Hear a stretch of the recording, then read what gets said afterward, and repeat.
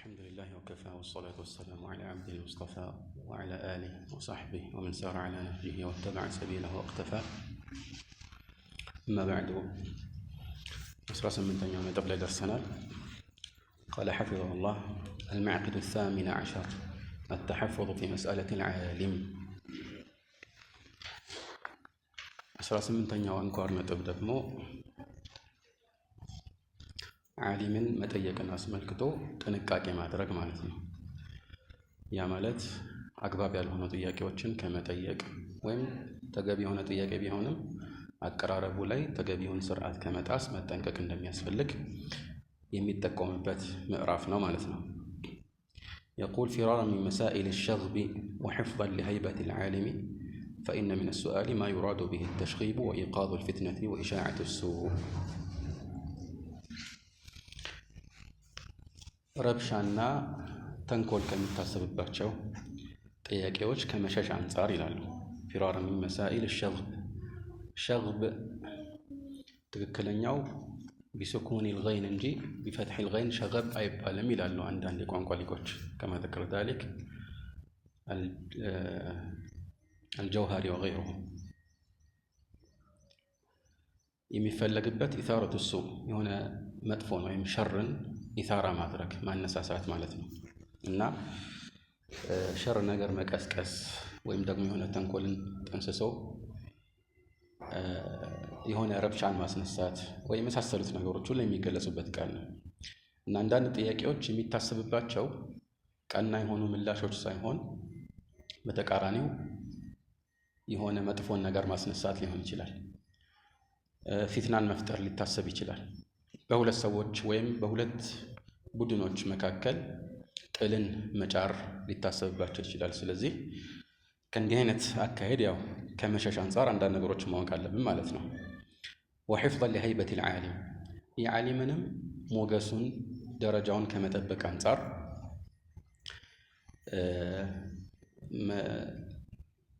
መመልከት የሚገባ ነጥቦች አሉ ማለት ነው። ቃል ፈኢነ ሚነ ሱአሊ ማ ዩራዱ ብሂ ተሽጊብ ወይም ደግሞ ርዕሱ አጻጻፉ እናንተ ንስኻ ላይ እንዳለው እኔም ጋር እንዳለው በዚህ መልኩ የተወሰነው የአረፍተ ነገሩ አካል ለብቻው ተነጥሎ ሰፍሮ ነው እንጂ ከርዕሱ ጋር የተያያዘ ሊሆን ይችላል። ያኒ ተሐፍዙ ፊ መስአለት ልዓሊሚ ፊራራ ሚን መሳኢል ሸግብ ከዛ ጋር የተያያዘ ሊሆን ይችላል። የመፍዑል ሊአጅሊህ የሆነው ማለት ነው።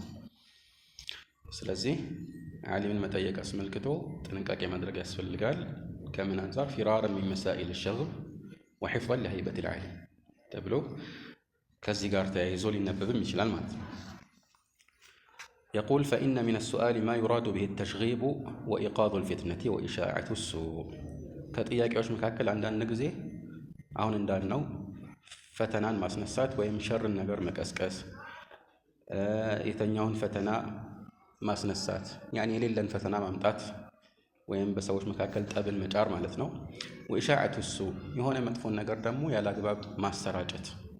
የሆነ ሰው ለምሳሌ ያጠፋው ጥፋትን ሌሎች ማወቅ በማይገባቸው መልኩ ለሁሉም ማሰራጨት ታስቦበትም የተጠየቀ ሊሆን ይችላል ይላል።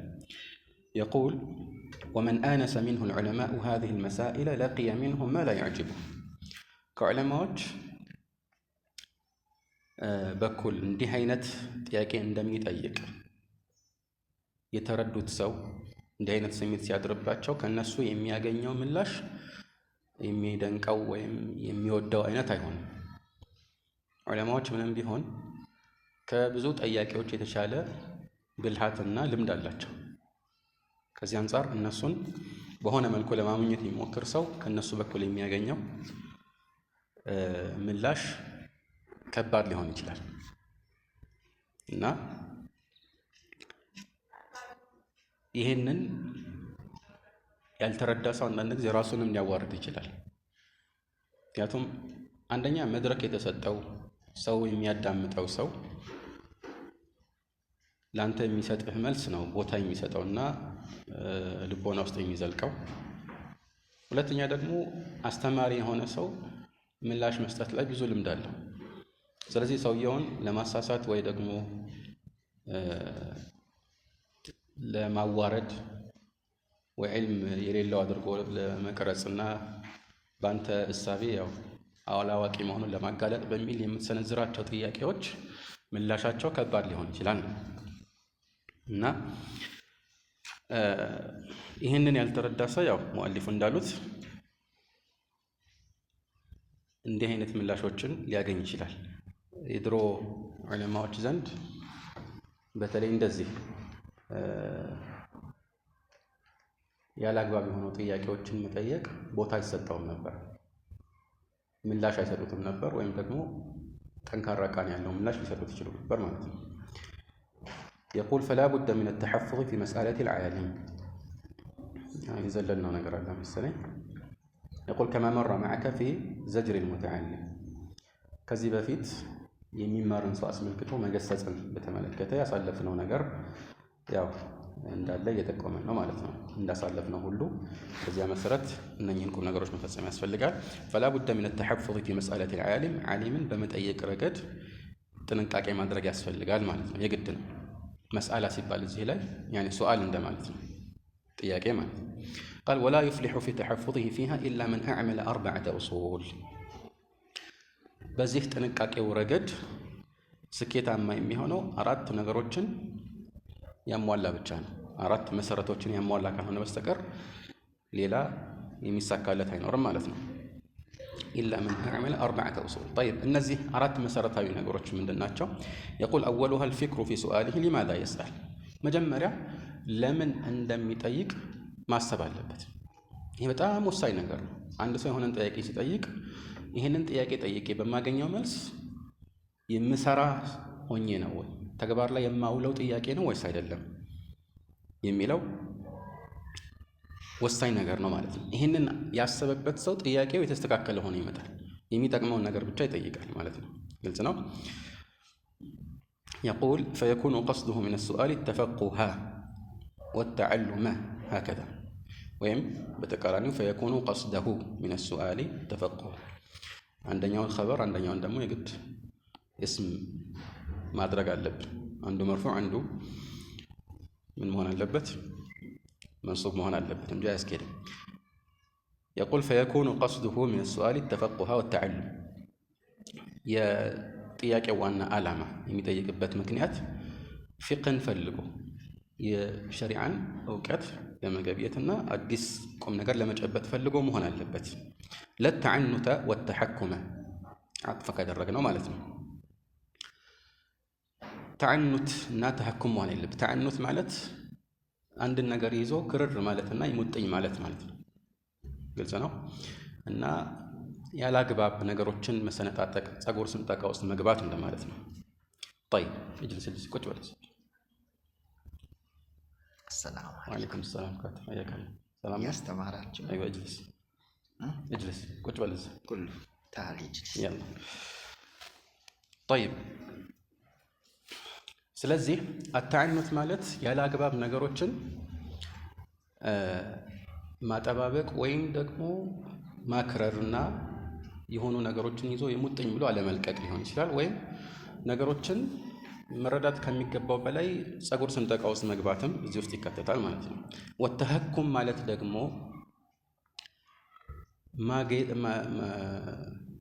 ማላገጥ እንደማለት ነው። ግልጽ ነው። ያኒ ማሾፍ ተፈልጎበት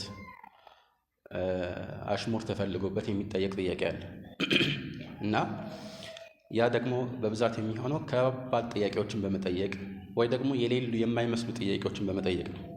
طيب እና እንዲህ አይነት ጥያቄ በሚጠየቁ ጊዜ ሰለፎች በብዛት ሁኔታውን ስለሚረዱ ምክር ይሰጡ ነበር። ለምሳሌ አንዱ በሰለፎች አንደበት የተወገዘው የጥያቄ ስልት እግሉጣቱል መሳኢል የሚሉት ነው። ወይም እግሉጣቱል መሳኢል ሐምዛውን ትተኸው ማለት ነው። እግሉጣት ወይም እግሉጣት ይሄኛው የተከለከለ ስለመሆኑ የሚያሳይ መርፉዕ የሆነ ሐዲስ አለ ከሙዓዊያ የተወራ አሕመድና አቡ ዳውድና ሌሎች የዘገቡት አለ። ነሃ ረሱሉላህ ሰለላሁ ዐለይሂ ወሰለም አን እግሉጣት አልመሳኢል አው አኒል እግሉጣት። ሌላ ዘገባ ላይ ደግሞ ወቀድ የቁል ሙዓዊያ ወቀድ ነሃ ረሱሉላህ ሰለላሁ ዐለይሂ ወሰለም አን ዑደሊል መሳኢል እና ይህን ሲያብራሩ ዑለማዎች በብዛት ዓሊሙ ወይም የሚጠየቀው ሼኹ እንዲሳሳት ተፈልገው የሚጠየቁ ጥያቄዎች ናቸው ይላሉ። በዚህ መልኩ ለማሳሳት ሆን ብሎ የሚጠየቁ ጥያቄዎች ወይም ደግሞ ያልተከሰተ ነገርን አስመልክቶ ዝም ብሎ በአእምሮ እንዲህ ቢሆንስ እያሉ እየጨማመሩ የሚጠይቋቸው ጥያቄዎች ማለት ነው። አላስፈላጊ ጥያቄዎች አሉ። ብዙ ሰው እንዲህ አይነት ጥያቄ ይጠይቃል፣ አጋጥሟቸው ይሆናል። ለምሳሌ የሆነ የፊቅህ መስአላ አለ።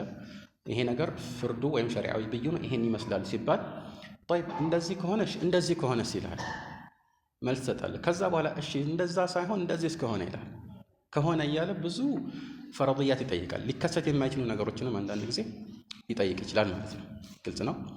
ለዚህ ነው ያልተከሰቱ ነገሮችን ከመጠየቅ አንዳንድ ሰለፎች ዘር ያድርጉ የታወቁ ነበር። እንደ ምሳሌ ኡበይ ብን ከዕብ ሰሓቢ፣ ከሱ ከተወሩ ዘገባዎች አንድ ጊዜ አንድ ሰው የሆነ ጥያቄ ጠየቀ። ምናልባት ብዙዎቻችን የምንሰማው ቀለል ያለ ሊመስል ይችላል እና በዚህ ጊዜ ነገሩ ጥያቄውን መጠየቅ ቀላል ሊመስል ይችላል፣ ግን መልስ መመለስ ከባድ ነው። ቁርአንና ሐዲትን መሳክረህ ከዛ በኋላ ይሄ የአላህ ፍርድ ነው ብለህ መናገር ቀላል ኃላፊነት አይደለም። ስለዚህ ምን አለው ለጠያቂው? ይሄ ነገር ተከስቷል ወይ አለ። አይ አልተከሰተም አለ። እስኪከሰት ድረስ ትንሽ እረፍት ስጠኛል፣ አቆየኝ። ባልተከሰተ ነገር የማይሆን ኃላፊነት ስለምን ትገደኛለህ ማለት ነው። ግልጽ ነው። ከዚህ በፊት እንደጠቀስኩላችሁ በተለይ ሻዕቢ ብዙ ጊዜ እንዲህ አይነት ጥያቄ ሲጠየቁ የሚሰጧቸው ምላሾች ነበሩ። ዓሚር ብን ሸራሒል ሻዕቢ ትልቅ ዓሊም ናቸው፣ ሚን ዑለማ ሰለፍ እንደሚታወቀው። እና ከዚህ በፊት እንደጠቀስኩላችሁ አንዱ የኢብሊስ ሚስት ስሟ ማን ነው ብሎ ሲጠይቀው ዛከ ዑርሱማ ሸሂድቱ አሉት። ይሄ ያልተገኘሁበት ሰርግ ነው አሉት። ሌላም ጊዜ አንድ ሰው ውዱ በሚደረግበት ጊዜ ጺምን በጣት ውሃ ማርጠብ ወይም ደግሞ ጣትን ወደ ጺሙ ማስገባት ተኽሊል ልሕያ የሚባለው ማለት ነው። ስለሱ ጠየቃቸው እና እንዴት ነው ሲላቸው አሁን ይቻላል ሱና ነው አሉት። ከዚያ ምን ብሎ ደገማቸው? ግን ጣቴ በደንብ የሚያረጥበው አይመስለኝም፣ እንዳያረጥበው ሰጋለሁ አላቸው። እንግዲህ ይሄ ጥያቄ መጠየቅ የለበትም ነው መጠየቅ የለበትም። ምክንያቱም ሙሉ ለሙሉ ማርጠብ ቢፈለግ ኖሮ ታጠቡት ይባል ነበር አይደል? ግልጽ ነው። እና ተኽሊል ነው የተባለው፣ እርጥበቱ ሲድረስ የሚል ትእዛዝ የለም። እንዳያረጥበው ሰጋለሁ አላቸው። እንደዛ ከሆነ ከማታ ጀምሮ ዘፍዝፋ ያሳድረው አሉት። ሌላም ጊዜ ሙሕሪም የሆነ ሰው ኢሕራም ላይ ሐጅና ዑምራ ላይ የገባ ወይ እዚህ ስርዓት ላይ የገባ ኢሕራም ውስጥ የገባ ሰው ማከክ ይፈቀድለታል ወይ አላቸው። አሁን አሉት። ምን ያህል ነው የሚያከው? ለቀድሪከ ማለቸው። ምን አሉት? ሐታ የብዱ ወልዓዝም ማለት አጥንት እስኪታይ ድረስ አሉት። ማከክ ይፈቀዳል ከተባለ ምን ያህል ተብሎ መጠየቅ ያስፈልገዋል? ወይም ደግሞ አንዳንድ ነገሮችን ያለ አግባብ ማጥበቅ፣ ትናንሽ ነገሮች ላይ ትኩረት፣ ዋና ነገሮችን ትተው የማይሆን ነገሮች ላይ ወራዕ ማብዛትም ትክክል አይሆንም። ከአቡ ሐኒፋ ረሒመሁላህ እንደሚወራው አንድ ሰው ጠየቃቸው። ወንዝ ውስጥ ገብቼ ገላይን ሲታጠብ ወደ ቂብላ ነው የምዞረውስ ወዴት ነው አላቸው። ወደ ልብስ ዙር አሉት፣ ልብስ እንዳይሰረቅብን። እና እንደዚህ ነው አብረው ያሉ ተማሪዎች ለምሳሌ ቀለም ወይም መጻፊያ እስክሪፕቶ መዋዋስን አስመልክቷል ኢማም አሕመድ ጠየቃቸው። ወራዕ እዚህ ደረጃ እንኳን አልደረሰብንም ማለት ብዙ የማንጠነቀቃቸው ትላልቅ ነገሮች አሉ። ወይም ራሱ ጠያቂው ደረጃው የአይነት ደረጃ ላይ እንዳልደረሰ ያሳውቃል። መሰረታዊ ነገሮች መጠየቅ ሲገባ እንዴት ትናንሽ ነገሮች ላይ ማክበት ተፈለገ አይደለም። አደ ሙሐከማ በፈቃድ ነው። እንግዲህ ተማሪዎች እርስ በርስ እንዴት ነገር የሚቀባበሉት ችግር የለውም፣ ያለ ነገር ግልጽ ነው፣ እንደማይከለክለው ስለሚታወቅ ማለት ነው። አልሙሂም እንዲህ አይነት ነገሮች አሉና ቀስዱን ያሳመረ ሰው ለምን እንደሚጠይቅ አስቀድሞ ያስበና የወጠነ ሰው ጥያቄው የተስተካከለ ነው የሚሆነው ማለት ነው። يقول فيكون قصده من السؤال التفقه والتعلم لا التعنت والتهكم فإن من ساء قصده في سؤاله يحرم بركة العلم. ዓላማው የከፋ ሰው ማለት የሚጠይቅበት ዓላማ የተበላሸ ሰው የዕልምን በረከት ይነሳል። የዕልም በረከትን አላህ ይነሳዋል፣ አያገኝም ማለት ነው። ወዩምነዑ መንፈዓተ የዕልምን ጥቅምንም አላህ አይሰጠውም። ያኒ የተወሰነ ሊያገኙ ይችላል፣ ግን በብዛት እሱ ዘንድ የሚቀረው ሱረቱል ዒልም ነው። ሐቂቀቱል ዒልም ሳይሆን ሱረቱል ዒልም ነው። የዕልም ገጽታው ብቻ ነው ማለት ነው። ጠይብ አልአስሉ ሳኒ ሁለተኛው ደግሞ አተፈጡኑ ኢላ ማ የስአሉ ዐንሁ ፈላ ተስአል ዐማ ላ ነፍዐ ፊህ ስለምትጠይቀውም ነገር ደግሞ ምን ያህል ጥቅም አለ የሚለውን አስቀድሞ ማሰብ ማለት ነው። ግልጽ ነው እና ይህንን በብልሃት ማየት ያስፈልጋል። የማይጠቅምህን ነገር አትጠይቅ ነው። ጠይብ ይሄ ምናልባት ተጠያቂውንም የሚመለከት ጥቆማ ሊሆን ይችላል። ነገር ግን ዋናው እዚህ ላይ ሙአሊፉ እያስተላለፉ ያሉት ጥቆማ ጠያቂውን የተመለከተ ነው። አልሙሂም ኢማ ቢነظር ኢላ ሓሊክ አው ቢነظር ኢላ ልመስአለቲ ነፍሲሃ ከአንተ ሁኔታ አንጻር ያኒ ጉዳዩ ጠቃሚ ሊሆን ይችላል፣ ግን በደረጃህ ነው የምትጠይቀው አይደለም። ብዙ ጊዜ የሚያጋጥም ነገር አለ። እዚህም ብዙ ጊዜ ያየናቸው ሁኔታዎች አሉ። አንዳንድ ተማሪዎች መሰረታዊ ነገርን ሳይገነዘቡ በፊት በጣም ዝርዝርና ውስብስብ የሆኑ ጉዳዮች ላይ ጥያቄ ይጠይቃሉ። ዒልም ደግሞ ቅደም ተከተል ያስፈልገዋል እና ሐታ ቢያውቁት እንኳን ያው ቢበዛ የኺላፍ ርዕስ ነው። ከዛ ባሻገር ማስረዳዎቹ በጣም ምልከታ የሚያስፈልጋቸው ናቸው። ብቻ ትላልቅ ዑለማዎች ከድሮ ጀምሮ ኺላፍ ውስጥ የገቡባቸው መጽሐፍ የተጻፈባቸው ትላልቅ ርዕሶች ሊሆኑ ይችላሉ እና በእነሱ ጉዳይ ላይ የትኛው ነው ራጅሕ ከሌ እንዲህ ብሏል ከሌ እንዲህ ብሏል ወይ ከዛ በፊት መሰረታዊ የሆነ ከዒባዳ ከጠሃራ ከሶላት ጋር የተያያዙ ጉዳዮችን ማወቅ የለብንም። ምክንያቱም እንዲህ አይነት ነገር ውስጥ የገባ ሰው ከዚህ በፊት እንዳልኩት አንዱ ችግሩ ብዙ ያወቀ ይመስለውና ከፋለፋቸው መሰረታዊ የእውቀት አይነቶች መካከል ብዙውን ሊያልፈው ይችላል፣ ደረጃው ከፍ እንዳለ ስለሚሰማው ማለት ነው። ይሄ አንዱ ጉዳት ነው ማለት ይቻላል።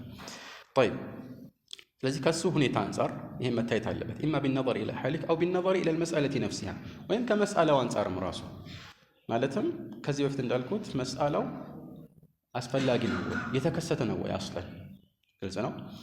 ይህም በመጠየቅ ምን ይከሰታል የሚለውንም ማየት ያስፈልጋል ማለት ነው።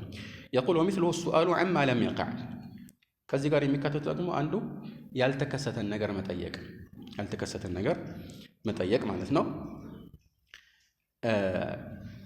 አው ማ ላ ዩሐደሱ ብሂ ኩሉ አሐድን ሁሉም የማይነገረው ለሁሉም የማይሆን ጥያቄን መጠየቅ ያኒ በጣም ውስን ሰዎች ብቻ የሚመለከታቸው ጉዳይ ይኖራል። ያንን ነገር በይፋ ሲጠይቅ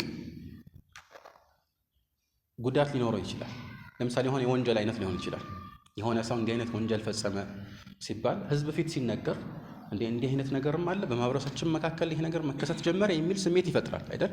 ልክ የተለመደ ነገር ሊያስመስለው ይችላል እና ይሄ ነገር እንደ ቀላል ባይታይ እንኳን ከሱ ዝቅ ያሉ ሌሎች ወንጀሎችን ያው መቼም ከሱ ይሻላሉ የሚል ስሜት በህዝቡ ዘንድ እንዲያሳደር ሊያደርግ ይችላል። ገብቷቸዋል አባባሌ? ያው ይሄ ትልቅ ነገር የሚሰራም አለ እንዴ ስለዚህ እነ ከሌማ ይሻላሉ ማለት ነው ወይ ደግሞ ሌሎች እነዚህ እኛ የምንጸየፋቸው ወንጀሎችማ ከዚህ አንጻር የተሻሉ ናቸው ማለት ነው ብሎ ሊያስብ ይችላል ማለት ነው። ስለዚህ ይህም ደግሞ ሌላ ስህተት ይፈጥራል ማለት ነው። طيب ስለዚህ ለሁሉም የማይነገር ነገርን ህዝብ ፊት በይፋ ማውጣት ተገቢ አይደለም ማለት ነው። ቃል ወኢነማ ዩኸሱ ቢሂ ቀውሙን ዱነ ቀውም ያኒ የተወሰኑ ሰዎች ከተወሰኑ ሰዎች ለየት ባለ መልኩ እንዲሰሙት ብቻ የሚደረግ ጥያቄ ሊሆን ይችላል ይላል። يقول الأصل الثالث ሶስተኛው ደግሞ መሰረት الانتباه إلى صلاحية حال الشيخ للإجابة عن سؤاله የሚጠየቀው ሼኽ ሁኔታ ደግሞ አሁን ያለበት ሁኔታ ለመመለስ የሚያመቸው ሁኔታ ላይ ያለው ወይስ አይደለም የሚለውንም እንዲሁ በንቃት ማየትም ተገቢ ነው ይላል። فلا يسأله في حال تمنعه ككونه مهموما أو متفكرا أو ماشيا في طريق أو راكبا سيارة በንጹህ አእምሮ መመለስን የሚከለክለው ሁኔታ ላይ ያለ አይጠይቀው። ለምሳሌ ከከውኒሂ መህሙመን በሀሳብ ተውጦ ወይም ደግሞ የሆነ ስጋት ውስጥ የሆነ ጥልቅ ትካዜ ውስጥ እያለ ሰውየውን መጠየቁ ተገቢ አይደለም።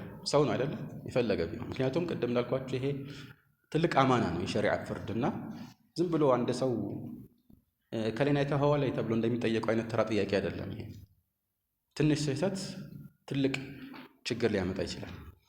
ስለዚህ በእንዲህ አይነት ሁኔታ መጠየቅ የለበትም ማለት ነው። ከከውኒህ መህሙመን አው ሙተፈኪረን በሆነ ጉዳይ ላይ በጣም እያሰላሰለ ሳለ ያኔ የሆነ የችግር ወይ ትካዜ ባይሆን ራሱ ለምሳሌ የሆነ መስአላ እያጠና እያለ ኪታብ እያነበበ የሆነ ነገርን በጣም በትኩረት እያሰላሰለ ባለበት ሁኔታ መጠየቁ ይህም ተገቢ አይሆንም ማለት ነው። አው ማሽያን ፊ ጠሪቅ በመንገድ ላይ እየሄደ ይሄ ማሻአላህ ብዙዎቻችን እንግዲህ አንድ ሱና ነው ማለት ይቻላል። ብዙ ሰው የሚጠይቀው መንገድ ላይ ነው እኔ እንዳየሁት እና ይህም ራሱ ትኩረት ሙሉ ለሙሉ መስጠት የሚቻልበት ሁኔታ አይደለም። የፈለገ ቢሆን መንገድ ላይ አንድ ሰው ሲሄድ ብዙ መንገድ ላይ የሚታዩ የሚያጋጥሙ ነገሮች አሉ። በዚህ ላይ አንድ ሰው እየሄደ ነው ማለት ወደ ሆነ አቅጣጫ ልቡ ተነስቷል ማለት ነው። ስለዚህ ትኩረት ማድረግ የሚችልበት ሁኔታ አይደለም። ብዙ ሰለፎች ይህን ነገር ይቃወሙና ይከለክሉ ነበር፣ ወይም መልስ ጭራሽ ከመስጠትም የሚቆጠቡ ነበሩ መንገድ ላይ ከመጠየቅ ማለት ነው። ኢላ ضرورة ሲሆን يعني መልእክተኛው ዓለይሂ ሰላቱ ወሰላም ለሐቂቃ ተጠይቀው ያውቃሉ መንገድ ላይ ማለት ነው። እሳቸው طبعا እንደ ሌላው ሰው አይደሉም። የፈለገ ቢሆን በሐሳብ ወይ በምናምን የተሳሳተ ምላሽ ይሰጣሉ አይባሉ። እሳቸው ማዕሱም ናቸው። በወህይ ነው ደግሞ ፈትዋም የሚሰጡት ማለት ነው። እና ይለያል ሊባል ይችላል፣ ግን መሰረቱ አለ። ሐታ ይሄዱ እያለ የግመላቸውን ዚማም ገመዱን ይዞ አስቆሞ የሚጠይቃቸውም ነበር። እሳቸው ይመልሳሉ። ግን እሱ ይሄን ማድረጉ ያኒ ጥሩ ሱና ተብሎ የምንከተለው አይደለም። ለአራቢዮች በብዛት እንደዛ ይጠይቃል፣ የታወቀ አይደለም። የታወቁ ሰሃቦች ግን እንዲጠይቁ ያውቁ መልእክተኛው እንደዚህ ይዘው አስቆመው ምናምን በፍጹም አበደ። እንዲህ የሚያደርጉት አራቦች ነበሩ። ስለዚህ እኛ የምንከተለው ደግሞ የቅርብ ሰሃቦቻቸውን ምንድነው ሱና ነው ማለት ነው። አልሙሂም ዓሊሙን ሊመልስ ይችላል፣ ወይም ደግሞ የሚጠየቀው ኡስታዝ ሊመልስ ይችላል። ነገር ግን የተሻለው ከመንገድ ውጭ ባለ ሁኔታ ላይ መጠየቅ ነው ማለት ነው። ግልጽ ነው። ኢላ ضرورة ካልሆነ በስተቀር አስቸኳይ ጉዳይ አጋጥሞ ወይ ደግሞ ሌላ ቦታ በፍጹም መገኘት የማይችል ሲሆን ወይም ሌላ መጠየቅ የምንችለው ሰው ሳይኖር ሲቀር ኢላ አኺሪህ ማለት ነው። ግን አስሉ መሆን የለበትም። አው ራኪበን ሰያረተሁ ወይም ደግሞ መኪናው ላይ ከተሳፈረ በኋላ ከወጣ በኋላ ወይም እየወጣ እያለ ለምሳሌ ሰው እንግዲህ መሽጉል ነው የሚሆነው በእንዲህ አይነት ሁኔታ አይደለም። አልሙሂም ልብን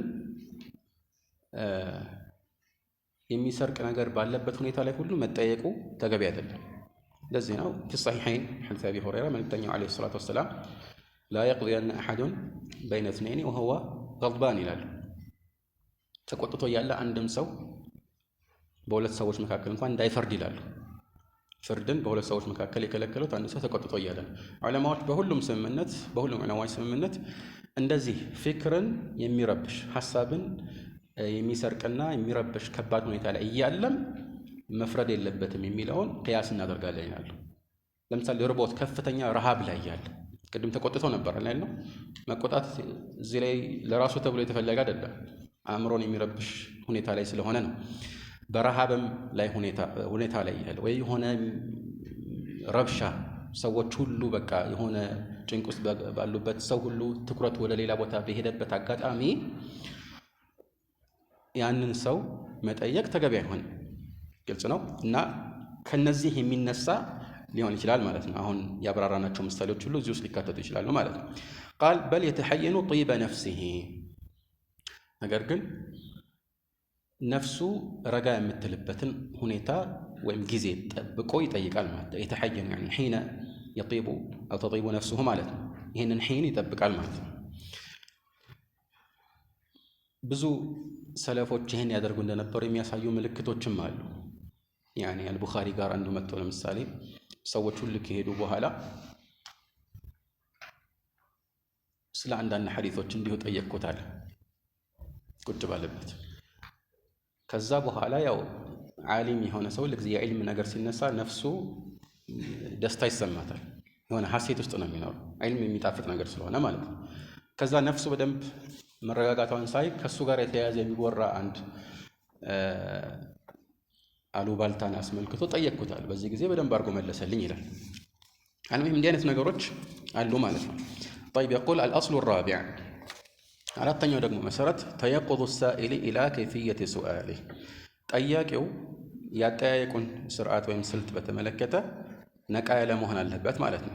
እንዴት አድርጎ ነው የሚጠይቀው የሚለው ማወቅ አለበት። بإخراجه في صورة حسنة متأدبة ጥያቄውን ሲያወጣው ሲገልጸው በተሻለና ስርዓት በተሞላበት መልኩ መሆን አለበት። በጥሩ ሁኔታ መግለጽ አለበት። ያኒ ጥያቄው በራሱ ጥሩ ጥያቄ ሊሆን ይችላል፣ ግን አንዳንድ ሰው አጠያየቅ አይችልበት። ስለዚህ ስርዓቱንና ስልቱን ማሟላት አለበት ማለት ነው። ለምሳሌ يقول فيقدم الدعاء للشيخ ለሼኹ ዱዓ ማድረግ ለምሳሌ በተለመደው መልኩ أحسن الله إليك ብሎ መጀመር ማለት ሊሆን ይችላል። ግልጽ ነው።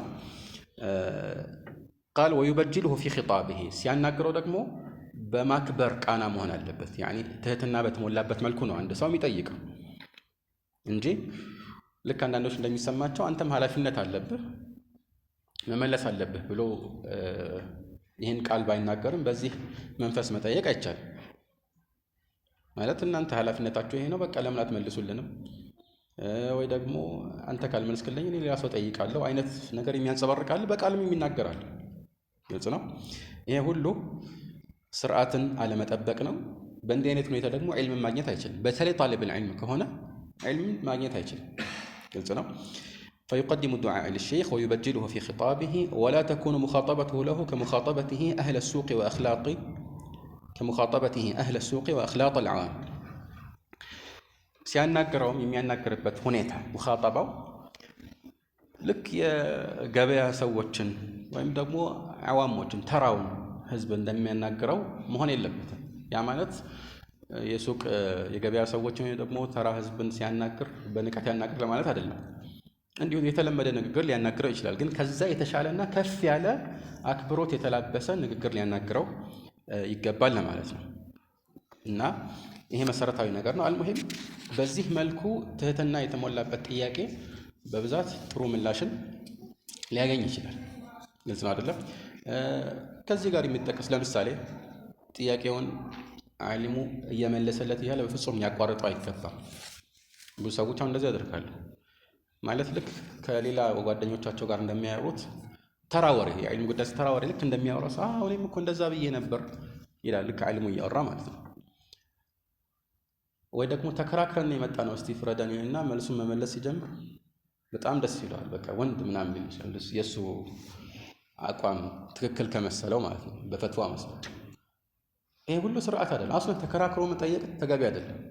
መሆን ያለበት ሳይከራከሩ መጠየቅ ነው።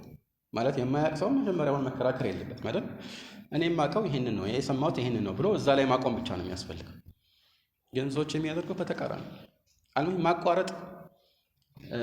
አንዳንድ ጊዜ ደግሞ በመልኩ ይሆናል። ከዚህ በፊት እንዳልኳችሁ ዓሊሙ ማብራራት ሲጀምር ቆይ ይሄ አይደለም እኔ የቁት ይሄ አይደለም ይላል። አንድ ጊዜ ሐታ ኢብን ሲሪን እንግዲህ ኢብን ሲሪን ማን እንደሆነ ተመልከተው፣ ኢማም ምን አይመቲ السلف ኢብኑ ዑመርን ጥያቄ ጠየቀው ስለ ረሱላህ ሰለላሁ ዐለይሂ ወሰለም ያኒ ሶላት የፈጅር ሱና ሶላትን አስመልክቶ ማለት ነው። እና ምንድነው ይሄ ጥያቄ ያው እንዴት ነበር አስተጋገዳቸው የሚል ነው። ኢብኑ ዑመር ከሌሊት ጀምሮ ያለውን ሊነግረው ፈለገና ሌሊት ይህን ያህል ይሰግዳሉ፣ ከዛ በኋላ በአንድ ረክዓ ዊትር ይዘጋሉ ሲለው ቃል ረሒመከ ለም አስአልከ ዐን ሃዛ አለው። ስለዚህ አይደለም ከጠየቅኩህ አለ። እሱ የጠየቀው ስለ ፈጅር ሱና ነው። እሱ ከሌሊት ጀመረለት። ኢብኑ ዑመር በዚህ ጊዜ ገሰጸ። ቃል ኢነከ ለضخም አለ። ضخም ማለት ቀጥታ ቋንቋ ትርጉም ያው ትልቅ ግዙፍ ማለት ማለት የተፈለገበት ግን ያኒ የሆነ ወይ ሞኝ ሰው ምናምን ለማለት ነው ይላሉ ይሄን ሸርህ የሚያደርጉ ሰዎች። አላ ተድዑኒ ሐታ አስተቅሪአ ለከ الحديث ሐዲሱን ከመጀመሪያው ጀምሮ በደንብ አድርጌ እንዲገልጽልህ አተወኝም ነበር አለ። ይገባል? እና ይሄ የሚያሳየው ምንድነው? የሚቸኩል ሰው ዒልምን ሊያጣ ይችላል። አንተ ዝም ብትል እኮ ከጠየቅከው በላይ ብዙ ዒልም ልታገኝ ትችል ነበር፣ ግን አቋረጥከው። ተግባባን? ያ መሆን የለበትም። እና ጥያቄ ሲጠየቅ ዓሊሙ እንዲህ ከሆነ እንዲህ ነው፣ እንዲህ ካልሆነ ግን እንዲህ ነው ብሎ ሁለቱንም ሁኔታ ሊያብራራለት ሲል እንዲህ ከሆነ ሲለው አይ አይደለም የኔ ነው طيب ዝም ብትል እኮ ይነገር አዲስ እውቀት ታገኝ ነበር። ግልጽ ነው። በዚህ ላይ ደግሞ ዑለማዎች አንዳንድ ሰው ያልገባው ይመስለዋል። በብዛት ዑለማዎች ጥያቄ ካልገባቸው ከአነጋገሩ ችግር ነው፣ ከጠያቂው ችግር ነው። መጠየቅ ስላልቻለበት ነው እንጂ በብዛት የነሱ ችግር አይደለም፣ የማይገባቸው ነው አይደለም። ስለዚህ ስላልገባው ሌላ ርዕስ ውስጥ ገባ እንዳትል፣ አትቸኩል ማለት ነው። ይተዋል አንተ የማያያዝ የሚመስሉ ነገሮች ተያይዘው እሱ ዘንድ ሊያብራራልህ ሊሆን ይችላልና ማለት ነው። አልሙሂም እነዚህን 4 ነገሮችን መጠበቅ ጥያቄን ወደ ማሳመር ያመራሉ ማለት ነው። يقول المعقد التاسع عشر 19ኛው ደግሞ አንኳር ነገር شغف القلب بالعلم وغلبته عليه ዒልምን ከልብ መውደድ ማለት ነው። ልብ ውስጥ የዒልም ፍቅር መኖሩ ማለት ነው። ሸገፍ የሚባለው ይህ ነው። አስሉ ሸገፍ የሚባለው የቀልብ ጊሻዋ ወይም ደግሞ የውስጠኛው ሽፋን ያኒ ውዴታው እዛ ውስጥ ድረስ ገባ ለማለት ነው። አልሙሂም የዒልም ፍቅር የተመለከተ ነው። ሸገፉል ቀልቢ ቢልዒልም ወገለበቱሁ ዐለይሂ ያኒ ከሁሉ በላይ ቅድሚያ የሚሰጠው አብዛኛውን ጊዜ የሚያስበውና የሚያውጠነጥነው ይህንን ዒልም መሆኑ ማለት ነው። ልብ የሚያውጠነጥነው ይህንን ዒልም መሆኑ ነው። يقول فصدق الطلب له يوجب محبته يعني ዒልምን በመፈለግ ረገድ ከልብ መፈለግ እውነተኛ ፍላጎት ኖሮ ይህንን ለመቅሰም መሞከር ዒልምን እንድንወድ ያደርገናል ይላል። وتعلق القلب به نعم يوجب محبته وتعلق القلب به እንድንወደው ያደርጋል። እንደዚሁም ልብ በዚህ ላይ እንዲንጠለጠልም ያደርጋል ማለት ነው። يقول ولا ينال العبد درجة العلم حتى تكون لذته الكبرى فيه አንድ ሰው የዒልምን ደረጃ ማለት በቃ ይሄ ሰው የዒልም ሰው ነው ወይም ዓሊም ነው የሚባልበት ደረጃ ላይ አይደርስም ምን እስኪሆን ድረስ የእሱ ዋነኛ የሚያገኘው ጣዕምና ደስታ ሐሴት ወይም ለዛ ምን ውስጥ እስኪሆን ድረስ በዒልም ውስጥ እስኪሆን ድረስ ትልቁ ሐሴቱ ዒልም ነው። እዛ ደረጃ እስካልደረሰ ድረስ ገና ነው ማለት ነው። ያኒ በትርፍ ጊዜ የሚያነባው የሚማረው ሲሆንና ሁለመናውን ሰጥቶት የሚለፋ ሲሆን እኩል ነው እንዴ? አንድ አይደለም። طيب يقول وإنما تنال لذة العلم بثلاثة أمور የዒልም ለዛ ያኒ በአማርኛ ለዛ ስንለው ማለት ነው እንጂ ቢዛል እንደሆነ ግልጽ ነው። ወይም ደግሞ የዒልም ጣዕም የሚገኘው በሶስት ነገሮች ነው። وإنما تنال لذة العلم بثلاثة أمور طبعا ከዚህ በፊት እንዳልነው ዋና ዓላማ አድርገን አንይዘውም። የዛሬ ሰዎች እንደሚሉት ያኒ ማንበብ እኮ ራሱን የቻለ የሚፈጥረው ሐሴት አለ ኢላ አኺሪ ይላሉ። ዒባዳ መሆኑ መረሳት የለበትም። ግን ዒባዳ ደግሞ ከመሆኑ ጋር አላህ ሱብሓነሁ ወተዓላ በዚህ ዒባዳ ውስጥ ያስቀመጠው ሌላ ትርፍ የሆነ ሽልማት አለ። ስለዚህ ይሄንን በሁለተኛ ደረጃ ማሰብ ያኒ በተለጣፊነት ይሄንንም ማለሙ ችግር የለውም ማለት ነው። ይሄ ሊታሰብ ይገባል። ግን በትክክል ይሄንን ብዙ ሰው አይገነዘብም። ዒልም ለዛ እንዳለው አይገነዘብም። ብዙ ሰው ዒልም ልፋትና ጭንቀት ብቻ እንደሆነ ነው የሚያስበው። መጀመሪያ አካባቢ እንደዛ ሊሆን ይችላል። ግን ከዛ በኋላ ይህ የእውቀት ፍለጋ ራሱን የቻለ የሚያሳድረው እርካታ አለ። ያን እርካታ ደግሞ ኢኽላስ ያለው ሰው ብቻ ነው የሚያገኘው ማለት ነው። يقول وإنما تنال العلم أو تنال لذة العلم بثلاثة أمور ذكرها أبو عبد الله ابن القيم يتكسوت على مالك منزله. يقول أحدها بذل الوسع والجهد بضم الجيم الزي لا يتشعر منه الجهد كمله جهد بذات ለፍቶ መድከምን የሚያሳይ ነው። የልፋትን ውጤት ድካምን ማለት ነው የሚያሳይ ሊሆን ይችላል። ጁሁድ ግን ራሱ ጥረቱን ወይም ልፋቱን ነው የሚያሳየው። ገብቷችኋል? አንዳንድ ጊዜ አንዱ ሌላውን ተክቶ ሊመጣ ይችላል። አልሙሂም ጀህድም አለ ጁሁድም አለ። طيب بذل الوسع والجهد ውስዕ ማለት ያለህን አቅም እና ጥረትህን ሙሉ ለሙሉ መለገስና በተቻለ አቅም ያው መልፋት ማለት ነው። ይሄንን ማድረግ የግድ ነው የዒልምን ጥፍጥና ለማግኘት ማለት ነው። ወሳኒሃ صدق الطلب የእውነት መፈለግ አለበት። صدق الطلب ማለት እዚህ ላይ ከምሩ ዒልምን የሚፈልግና ለጊዜው የሚፈልግ ሰው ይለያያል አይደል? ከምሩ መፈለግ ማለት ነው ግልጽ ነው። ከምሩ ማለት ነው ብዙ መስዋዕትነትን ሊከፍል ይችላል ማለት ነው። ዋናው ዓላማው ይሄ ነው ማለት ነው። ግን ለጊዜው ያኒ የሆነ ስራ ሲያገኝ ወዲያው ይተዋል። የሆነ ትምህርት ቤት ሲገባ ይተዋል። ወይ ደግሞ ያኒ አንድ ከዚህ የተሻለ ብሎ የሚያስበው መስክ ላይ ሲገባ ይዘናጋል። ሲድቁ ጠለብ ግን እንደዛ አይደለም። ያኒ ከምርህ ነው አይደለም የሚለው የሚረጋገጥበት መፈተኛ ማለት ነው። طيب وثالثها صحة النية والإخلاص ሶስተኛው ደግሞ የንያ እና የእኽላስ መስተካከል። ንያው ለማን ከዚህ በፊት ደጋግመን እንዳልነው እውቀት ሲቀሰም የሸሪዓ እውቀት እስከሆነ ድረስ ለአላህ ተብሎ መሆን አለበት። ኢኽላሱ ከተስተካከለ በመሰረቱ ዒልም ብቻ ሳይሆን ማንኛውም ነገር ራሱን የቻለ ጥፍጥና ይኖረዋል። ግልጽ ነው አባባሌ። ለምን እርግጠኛ ትሆናለህ። ኢኽላሱ ያለው ሰው የሚያልመው የአኺራውን ምንዳ ከሆነ ያንን ደግሞ ምንዳ ቃል የገባው አላህ ነው። አላህ ቃሉን አያጥፍምና እነኚህን ነገሮች በምትፈጽምበት ጊዜ አላህ ዘንድ የምታጠራቅመው ምንዳ እንዳለ ይታወቃል ማለት ነው። ለምሳሌ አንድ ተግባር የተገበረ ሰው በጀነት ውስጥ ይሄን ያህል ደረጃ አለው ሲባል፣ አሁን ቁርአን የሚቀራ ሰው ለምሳሌ እያንዳንዱ ሐርፍ እንግዲህ ሐሰና ነው። አንድ ሐሰና ደግሞ በ10 ይባዛል ቢያንስ ማለት ነው። ይህንን እያሰበ የሚቀራን ሰው አስቡት፣ ቁርአን ሲቀራ ማለት ነው። በትክክል አጅር እያጠራቀመ ነው። እና አንዳንድ ጊዜ የሚያሳዝነው ከጠለበቱል ዒልም ይልቅ ተራ ዒልም ውስጥ ዒልም ፍለጋ ውስጥ ወይም ገበታ ውስጥ ያልገቡ ሙስሊሞች ይህን ታሳቢ አድርገው ሲቀሩ ይታያል። እንደዛ ከሆነ ረመዳን ውስጥ ለምሳሌ ቁርአን ይዘው ብዙ ይቀራሉ። አንዳንድ ጊዜ ይህን ያህል ማክተም አለብን ብለው ማለት ነው። ለምን እያንዳንዱ ሐርፍ ይህን ያህል ይባዛል የሚለውን ነገር ታሳቢ ሲያደርግ ነው። አልሙሂም ይህንን የሚያስብ ሰው በብዛት ድካም አይሰማው። ዒልምም እንደዛው ነው ማለት ነው። ዒልም የሚፈልግም ሰው እያንዳንዱ እንቅስቃሴ አጅር እንደሚያስገኝለት ያውቃል። አስለን ዝም ብለህ ቁጭ ብለህ ስታዳምጥ ራሱ አላህ ዘንድ ምንዳ እየተጻፈልህ ነው። እንዲያውም በአራቱም መዝሃቦች ስምምነት ዒልም መፈለግ ግዴታ ካልሆኑ ዒባዳዎች ሰላትም ይሁን ጾምም ይሁን ሌላም ነገር ሁሉ ይበልጥ። ከሁሉ በፊት ይሄ ነው። ከጂሃድ ጋር በተያያዘ ኺላፍ አለ የተወሰነ። ዒልም ግን ቦታው ከፍ ያለ ነው። ይህን ማሰብ ያስፈልጋል። ብዙ ጊዜ ሰው ይዘናጋል። ያ እንዲህ ዝም ብላችሁ አሁን ቁጭ ብላችሁ ስታዳምጡ ኢኽላስ እስካለ ድረስ ኢንሻአላህ አጅሩ እየተጻፈ ነው የሚቀጥለው ማለት ነው። አጅር ስንል ደግሞ ቀላል አጅር አይደለም። ያኔ ዝም ብለን አሁን እዚህ ቁጭ ብለን ዒልም እየተማማርን ነው አይደለ? ኢኽላሳችን ከተስተካከለ በኢኽላስ ሱና ወይ ዱሃ ሶላት ከሚሰግድ ሰውና እኛ የምናሳልፈውን ጊዜ ከሚያሳልፍ ሰው የበለጠ አጅር ሊጻፍልን ይችላል ማለት ነው። طبعا ዑለማዎች ይህን ሲሉ ብዙ ማስረጃዎች አሏቸው። ዒልም አንደኛ መሰረት ስለሆነ ነው። ለዱሃ ሶላትም ለሌላም ሶላት ከዛም ውጭ ላሉ ዒባዳዎች ወይም የኢስላም ህግጋት ሁሉ መሰረቱ ዒልም ነው። በዚህ ላይ ደግሞ ጥቅሙ በአንድ ሰው ማንነት ላይ ብቻ ያጠረ ሳይሆን ለሌሎችም የሚዳረስ ነገር ነው።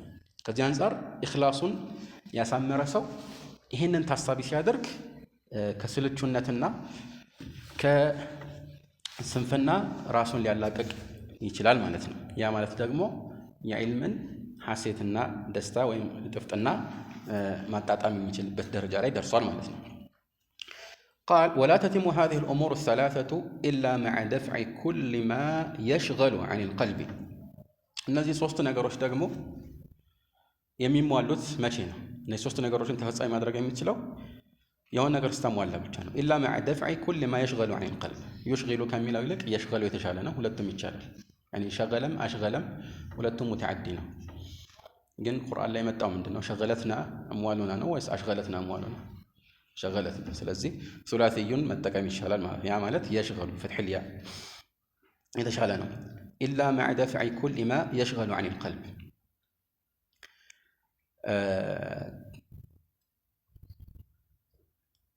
ቢዚ ከሚያደርጉ ወይም ደግሞ ያላግባብ ጊዜን ከሚበሉ ነገሮች ሁሉ ራስን ማራቅ፣ ከቀልብ እነዚህን ነገሮች ማራቅ ማለት ነው። ግልጽ ነው አይደለም? ይሄ ካልተጨመረበት በስተቀር እነዚህ ሶስት ነገሮች በተሟላ መልኩ ተጽዕኖ አያሳድሩም ማለት ነው።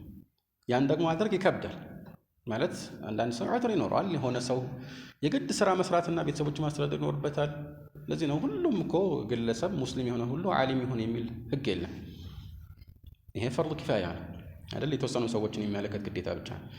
አንዳንድ ሰው መሀል ላይ የሚያጋጥሙት ነገሮች አሉ፣ ወዶ አይደለም። በቃ የሆነ መሀል ላይ የሚያጋጥመውን ነገር እሱ መቆጣጠር አይችልም። ስለዚህ ግን በተቻለ አቅም እነኚህ ነገሮችን ሁሉ ከልብ ለማራቅ መሞከር አንድ ብልሃት ነው። ኢንሻአላህ የሚቀጥለው ርዕስ ላይ ጊዜን ከመጠቀም ጋር አያይዘን አንዳንድ የምንጠቆማቸው ጥቆማዎች ይኖራሉ። قال إن لذة العلم فوق لذة السلطان والحكم التي تتطلع إليها نفوس كثيرة የዕልም ጥፍጥና ከስልጣንና ከፍርድ ስልጣን ጥፍጥና የበለጠ ያኒ ላጣጣማው ሰው በዕልም ላይ ጊዜ ማሳለፍ ይሻላል ስልጣን ከማግኘት የበለጠ ማለት ነው ወይም ገንዘብም ከማግኘት የበለጠ እና لذة السلطان والحكم ሚለውን ሲያብራራ فوق لذة السلطان والحكم التي تطلع إليها نفوس كثيرة ብዙ ሰዎች ያኒ ብዙ ነፍሶች ለማግኘት የሚጓጉለት ከሆነው ከዚህ የስልጣን ጥማት የበለጠ ጥፍጥና አለው ማለት ነው وتبذل لأجلها أموال وفيرة እንደዚሁም ይህንን ለማግኘት ተብሎ ያኒ ስልጣንን ለማግኘት ተብሎ ወይም ስልጣንን ጣም ለማግኘት ተብሎ ብዙ ንብረት ወጪ የሚደረግለት ከሆነው ከዚህኛው የስልጣንና መሰል የዱንያ ጸጋዎች የበለጠ ጥፍጥና አለው ማለት ነው وتسفك دماء غزيرة አንዳንዴ ከገንዘብም አልፎ ብዙ ነፍሶች የሚጠፉበት ብዙ ደም የሚፈስበትም ምክንያት ስልጣንን ማግኘት ነው ለምንድን ነው ያኒ ስልጣን ላይ መውጣት የሆነ የሚሰጠው ጣዕም ስለሚኖር ነው እንግዲህ ይመስለኛል والله اعلم እርግጠኛ አይደለም በትክክል ስልጣን ላይ መውጣት ይሄን ያህል የሚያሳድረው ተጽዕኖ طبعا ሙስሊም ሆኖ አላህን ለሚፈራ ሰው ስልጣን ከባድ ኃላፊነት ስለሆነ በብዛት ይሸሻዋል አይደለም ስጋት ነው ነገር ግን ይሄ ስጋት የሌለበት ጥያቄን የማይፈራ እና ሲሆን ምናልባት ዱንያዊ የሆነች አጭር እርካታን ወይም ደግሞ ጥማትን ሊያሳካለት ይችላል ማለት ነው ነገር ግን ለዚህ ሲባል ደም እየፈሰሰ ብዙ ገንዘብ ወጪ እየተደረገ እዛ ላይ ለመድረስ ብዙ ሰዎች የሚለፉ ከመሆናቸው ጋር ከዛ የበለጠ ትልቁ ጣዕም ትልቁ ለዛ ያለው علم ላይ ነው ማለት ነው قال ولهذا كانت الملوك تتوق الى لذة العلم يعني አንዳንድ ነገስታት ነው ሙሉክ ሲባል ሁሉም ሙሉኮች አይደለም طبعا አንዳንድ ነገስታት የዕልምን ጥፍጥና ለማግኘት ይጓጉ ነበር ለምሳሌ ያው የተወሰነው አንድ ሰው ይጠቅሰናል አለፍ ብሎ قال وتحس فقدها علمን ማጣት የሚያሳድረው ተጽዕኖ ይሰማቸው ነበር ማለት ነው ኢህሳስ ያደርጋሉ وتطلب تحصيلها ይሄንን علምን ወይም የዕልምን ለዛ በአማርኛ ለዛ ማለት ነው ለማግኘት ምን ይሆን ነበር ፍለጋ ያደርጉ ነበር ማለት ነው قيل لأبي جعفر المنصور الخليفة العباسي المشهور أبو جعفر المنصور كعباسية زمن من قص خليفة عنده النايت وكونه يقول الذي كانت ممالكه تملأ الشرق والغرب يعني جزاته مسراقنا مغربنا ميمولا يهونا وإيه تلك خليفة مالتنا من النبر هل بقي من لذات الدنيا شيء لم تنله يعني لسندي تبلو سيتايق معه قيل لأبي جعفر المنصور لن يجمرنا عندنا التياق سيتايق كدنيا ጥፍጥናዎች ወይም ሐሴቶች የቀረህ ነገር አለው ይተብሎ ማለት ነው እንግዲህ ትልቅ ስልጣን ካለ ሁሉን ነገር ያገኘ ይመስላቸዋል ብዙ ሰዎች ምን አላቸው እሱ فقال وهو مستوٍ على كرسيه وسرير ملكه እዛው የስልጣኑ ዙፋን ላይ ተቀምጦ ያለ እዛ ላይ ከፍ ብሎ ያለ ማለት ነው ሰሪር ሙልኪሂ ያው ዙፋኑ ማለት ነው እንግዲህ ምክንያቱም እንዲሁ እንደ መቀመጫ ብቻ ሳይሆን አንዳንድ ጊዜ ሰፋ ያለ ይሆናል ተለቅ ያለ ሊሆን ይችላልና ሰሪር ሙልክ ነው የሚሉት እዛው ላይ ባለበት ምን ብሎ መለሰ قال بقيت خصله አንድ የሆነ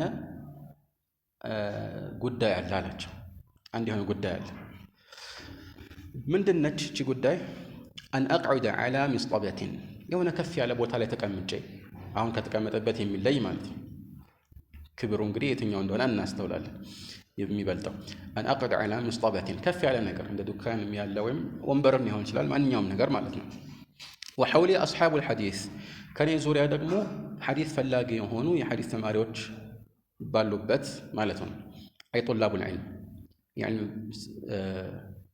ተማሪዎች ያው በብዛት በድሮ ጊዜ ከመዛሂቦች በፊት በተለይ علم ሲባል ከሐዲስ ጋር የተቆራኘ ነበር علم መፈለግ ማለት የሐዲሶችን ማሰባሰብ ነበር በፊት ማለት ነው قال فيقول المستملي ከዛ مستملي የሆነ ሰው مستملي ማለት ልክ ሙበልግ እንደምንለው ዛሬ የሶላት ሙበልግ የማይሰማ ከሆነ ኢማሙ የሚለውን ተክቢር ኋላ ላሉ ሰዎች እንደሚያሰማው በድሮ ጊዜ የዕልም ገበታ ላይ በጣም ብዙ ሰዎች ሲኖሩ ያው እንደዚህ ድምፅን የሚያጎላ መሳሪያ ስላልነበራቸው አጠገቡ አንድ ወይም ቀረብ ብሎ ከሱ አንድ ሰው እሱ የሚለውን ሰምቶ ለሌሎች ጮክ ብሎ ያስተላልፍላቸዋል። ስለዚህ የሚያስተምረው ሰው ትንሽ ትንሽ ነው የሚያወራው ማለት ነው። ሐደተና ፉላን ይላል ለምሳሌ ሐዲሱን አስመልክቶ እና በዛ መልኩ ያንን ይሰማና ያንን ደግሞ ያስተላልፋል። ልክ ይሄ ሐደተና ፉላን ቃለ ሐደተና ፉላን እያለ ምን ያደርጋል? ያስተላልፋል። ይሄ ሙስተምሊ ነው። ያኒ እምላ ያደርጋል። ግን እምላ የሚያደርገው የራሱን ሳይሆን የሌላን ስለሆነ ነው ሙስተምሊ የተባለው። ስለሚጠይቅም ነው። ምን ልበላቸው ብሎ እየጠየቀ ምን ያደርጋል? ያስተላልፋል ማለት ነው። እስቲምላ ያደርጋል። ገብቷቸዋል? አንዳንድ ጊዜ ሙተርጅምም ይባላል። ሐዲስ ላይ ለምሳሌ ፍሳሂን ኩንቱ ተርጅሙ በይነ የደይ ኢብኒ አባስ ወተርጅም ማለት ነው ቋንቋ እየተረጎምኩ ነው ማለት አይደለም። ልክ እንደዚህ ሆኖ ከሱ የሰማሁትን እንደዚህ ያስተላልፍ ነበር ማለት ነው። فيقول المستملي من ذكرت رحمك الله ማንን ነው የጠቀስከው አላህ ይዘንልህና የሚለኝን ሰው እናፍቃለሁ ወይም ደግሞ ይሄኛው ነው አንድ የቀረኝ የዱንያ ጣዕም ወይም ጥፍጥና ይላል። من ذكرت رحمك الله ማለት በተለምዶ እንደዛ ስለሚል ነው። ያኒ እስቲምላ የሚያደርገው እንደ ሙበሊግ ያለው ሰው በተለምዶ የሆነ ነገር ከሰማ በኋላ እንደገና من ذكرت رحمك الله ይላል። ከዛ حدثنا فلان قال فلان ይልና ይቀጥላል ማለት ነው። እና እንደዚህ ቁጭ ብዬ ያኒ ዒልምን የማስተላልፍበትን የዕልም ጥፍጥና ነው ያላገኘሁት ወይም ደግሞ ምናፍቀው ይላቸዋል ማለት ነው። ስለዚህ እሱ የተቀመጠበትን ወንበር አስተውሉት። ግልጽ ነው። ቤተ መንግስት ውስጥ እንግዲህ ምን ያህል የተዋበ ትልቅ ወይም ግዙፍ የሆነ ዙፋን ላይ ተቀምጠው ሊሆን ይችላል። ነገር ግን የሐዲስ አስተላላፊዎች አፈር ወይ ጭቃ ላይ ሊሆን ይችላል። ከፍ ስላለ ብቻ እንዲሰማ የሆነ ቦታ ላይ የሚቀመጡት። እሱ ግን የናፈቀው ያኛውን ነው። ግልጽ ነው። ይሄ እንግዲህ በልቡ ውስጥ የሆነ የኸይር ፍለጋ ስላለ እንደዚህ የተመኘ ይሄ ኸሊፋ ማለት ነው። يقول يعني فيقول حدثنا فلان قال حدثنا فلان ويسوق الأحاديث المسندة ይህን ነገር ማስተላለፍ ማለት ነው። ከሌ እንዲህ ሐዲስ አስተላልፈልን እሱ ደግሞ ቃል حدثنا فلان ከሌ ነው ይህንን ሐዲስ ለኛ አስተላልፈልን ያለ ሰነድ ያላቸውን ሐዲሶችን በዚህ መልኩ ማስተላለፉን አስቦ ነው ማለት ነው። يقول ومتى عمر القلب بلذة العلم سقطت لذات العادات የዕልም ጥፍጥና ልብ ውስጥ ነግሶ ልብን ካሳመሩ የልቡ ዋና ምንነቱ በዚህ ላይ ከተገነባ ማለት ነው። በተለምዶ ሰዎች የሚያገኟቸው ሌሎች ጥፍጥናዎች ሁሉ ምን ይላሉ? ይወገዳሉ። ትኩረት አይሰጣቸውም ማለት ነው። ያኔ የዱንያ ጥቅማ ጥቅም የሚጣፍጥ ምግብ መብላት ሊሆን ይችላል ወይም ሌሎች መዝናናት ውስጥ ሊገቡ የሚችሉ ነፍስን የሚያረኩ ነገሮች ሊሆኑ ይችላሉ። ከነዚህ ይልቅ ዒልምን በደንብ ያስተዋልና ማጣጣም የጀመረ ሰው የዕልም ጣዕም ይበልጥበታል ማለት ነው። ወዘሀለት ነፍሱ ዐንሃ ከእንዲህ አይነት ነገሮች ነፍስ ምን ይላል? ይዘናጋል። ትዝም ራሱ አይለውም ማለት ነው። ግልጽ ነው አይደለም? ትዝም አይለውም። ያኒ ምግብ ራሱ አንዳንድ ጊዜ የሚረሱበት ሁኔታ አለ። አንዳንድ ዑለማዎች ምግብ ይረሳሉ። ይሄ ብዙ ምሳሌዎች አሉት ማለት ነው። ምግብ ይረሳሉ፣ ቀርቦላቸውም ጭምር ነው። ሳይቀርብላቸው ብቻ አይደለም፣ ምግብ እየቀረበላቸው መቅረቡን ራሱ ይረሱታል። يقول وذهلت النفس عنها قال بل تستحيل الآلام لذة بهذه اللذة እንዲያውም ህመም ሲያጋጥመው ችግር ሰቆቃ ሲያጋጥመው ይሄ ሰቆቃና ችግር ወደ ጣዕም ይቀየርለታል። ምን ማለት ነው? ያን ለምሳሌ ዒልምን ለማግኘት የሚከፍለው መስዋዕትነት ሊኖር ይችላል። መንገድ ላይ የሚያጋጥመው ነገር ሊሆን ይችላል። ኢኽላሱ እስካለ ድረስ ያኒ በልፋቱ ረገድ የሚያጋጥመው ነገር ሁሉ አላህ ዘንድ ኸይር ሆኖ ነው የሚታየው ማለት ነው። ግልጽ ነው አይደል? እንኳን ይሄ የዱንያ ነገርም አንዳንዴ እንዲህ ሊሆን ይችላል። ከዚህ በፊት ምሳሌ እንደጠቀስ ነው ومن كانت الحسناء همة نفسه فكل الذي يلقاه فيها محبب አንዲትን ሴት ለምሳሌ በቃ እሷን ማግባት አለብኝ የህይወቴ የመጨረሻው ዓላማና እድል ዓላማና ግብ እሱ ነው ብሎ የሚለፋ ሰው አንዳንድ ጊዜ በዛ የተነሳ የሚያጋጥመው ችግር መሰናክል ሁሉ ሊያስደስተው ይችላል። ግድ የለም ይላል ማለት ነው። እንግዲህ የአላህን ትልቅ ምንዳ ለማግኘት እስከሆነ ይሄ ምንም የሚያጠያይቅ አይሆንም ማለት ነው። እና ህመሙ ራሱ ወደ የሆነ ለዛ ይቀየራል። ደስ የሚል ነገር ነው የሚሆነው ማለት ነው። ሐታ ከሚጠቀሱ ነገሮች መካከል አንዳንድ በዒባዳና በዕልም ጊዜያቸውን የሚያሳልፉ የድሮ ሰዎች ምናልባት ወደ ወንዝ ወርደው ቆሻሻ ውሃ በእጃቸው ይጎነጩና ከዛ ምን ይሉ ነበር? ወላሂ ለው ዓሊመ ልሙሉክ ወአብናኡ ልሙሉክ ማ ነሕኑ ፊህ ምን ሰዓዳ ለጃለዱን ዓለይህ ብስዩፍ። ነገስታትና የነገስታት ልጆች እኛ የለንበትን ደስታና እርካታ ቢያውቁ ኖሮ ቢቻላቸው በሰይፋቸው ለመንጠቅ ይታገሉን ነበር አሉ። የሚቻል ነገር ቢሆን ኖሮ ማለት ነው። ስለዚህ ስታነጻጽረው ትልቁ እርካታና ደስታ ያለው ዒልም ውስጥና የዕልም ውጤት የሆነው ተግባር ውስጥ መሆኑን መረዳት ይቻላል ማለት ነው። ይህንን ግን የደረሰበት ብቻ ነው የሚያውቀው። አሁን እንዲህ ስናወራው እንደ ጽንሰ ሐሳብ ብቻ ነው አእምሯችን ውስጥ የሚቀረጸው። ግን በተግባር የሚደረስበት ነገር መሆኑን የሚያረጋግጠው ማን ነው ከተባለ እዛ ደረጃ ላይ የደረሰ ብቻ ነው ማለት ይቻላል። የመጨረሻው ደግሞ ምዕራፍ አልማዕቂዱ ልዕሽሩን 20ኛው አንኳር ነጥብ ማለት እንችላለን። ሒፍዙ ልወቅት ፊ ልዕልሚ በዕልም ላይ ወቅትን መጠበቅ፣ ወቅትን ወይም ጊዜን አለማባከን ማለት ነው።